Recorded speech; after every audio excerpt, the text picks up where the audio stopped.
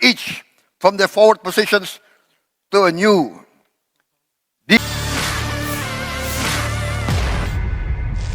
Menteri Pertahanan Republik Indonesia Prabowo Subianto menyampaikan 5 saran untuk resolusi konflik Rusia-Ukraina. Hal itu disampaikan Prabowo di ajang International Institute for Strategic Studies IISS Shangri-La Dialog ke-20 di Singapura, tanggal 3 Juni. Karena itu saya ingin mengambil kesempatan ini untuk merekomendasikan bagi saudara-saudara kita di Ukraina dan di Rusia untuk secepat mungkin menghentikan permusuhan, kata Prabowo. Prabowo mengusulkan agar dialog Shangri-La ini dapat menemukan cara yang mendesak Ukraina dan Rusia untuk segera memulai negosiasi perdamaian. Ia pun mengusulkan 5 garis besar saran resolusi konflik. Pertama, gencatan senjata. Dalam hal ini penghentian permusuhan di tempat pada posisi saat ini dari kedua pihak yang tengah berkonflik. Kedua, saling mundur masing-masing 15 km ke baris baru belakang dari posisi depan masing-masing negara saat ini. Ketiga, membentuk pasukan pemantau. Ia menyarankan PBB diterjunkan di sepanjang zona demilitarisasi baru kedua negara itu. Keempat, pasukan pemantau dan ahli dari PBB yang terdiri dari kontingen dari negara-negara yang disepakati oleh baik Ukraina dan Rusia. Kelima, PBB harus mengorganisir dan melaksanakan referendum di wilayah sengketa untuk memastikan secara objektif keinginan mayoritas penduduk dari berbagai wilayah sengketa. I would like now also to address the conflict in Europe. That is Ukraine-Russian conflict. I address this because I see many of our European friends present here in this forum. Yes, the Shangri-La dialogue has been in the past focused primarily on the Indo-Pacific region. But the presence of so many of our friends from Europe testify to the fact that security in the Indo-Pacific is affected by security and the situation in Europe, and vice versa. As I said, our planet has become smaller. What happens in Ukraine affects the livelihood of all the peoples of the world. The price of energy has gone up. The price of food has gone up. This has resulted in much suffering for many peoples of the world. Therefore, I would like to put forward the proposition that is not out of context for us to try to contribute to the resolution of the Ukraine-Russia conflict.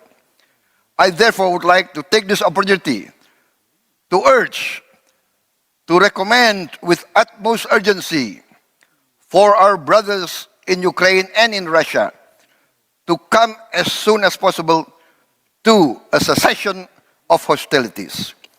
I propose that the Shangri-La dialogue find a mode of declaration urging both Ukraine and Russia to immediately start negotiations for peace. This declaration should be voluntary from all participants here representing their various countries.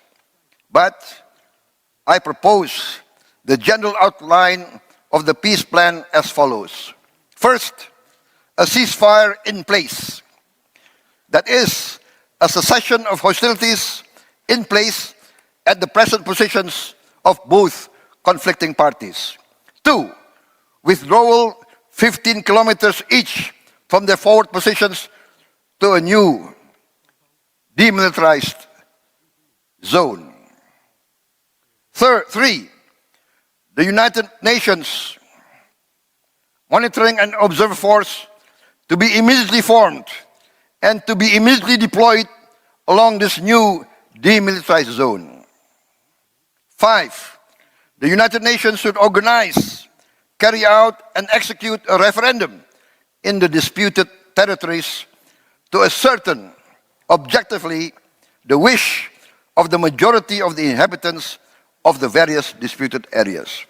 And I would like to declare at this present moment that Indonesia is prepared to contribute military observers and military units under the peacekeeping auspices of the United Nations.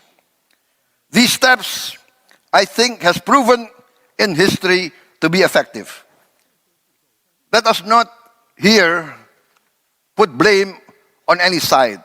There are always two versions to any conflict. Both sides feel strongly of their righteousness. But for the security of the world, for the safety of the innocent, we have to achieve cessation of hostilities as soon as possible. I refer to historical examples. In Korea, a big and massive conflict was resolved by a cessation of hostilities and a demilitarized zone. Yes, the conflict in Korea has still to be resolved permanently. However, for at least 5 decades, we have had some sort of peace, which is much better than the massive destruction and the killings of many innocent people. Distinguished participants, I do not know if my proposals can be accepted, but at least let us try to put forward some concrete recommendations so that meetings like the Shangri-La dialogue will have more substance, more meaning, and can prove to be a platform that can contribute to the diffusion and de-escalation of armed conflict. Once again, because our planet has become smaller, it is more imperative for us to achieve peace. Thank you.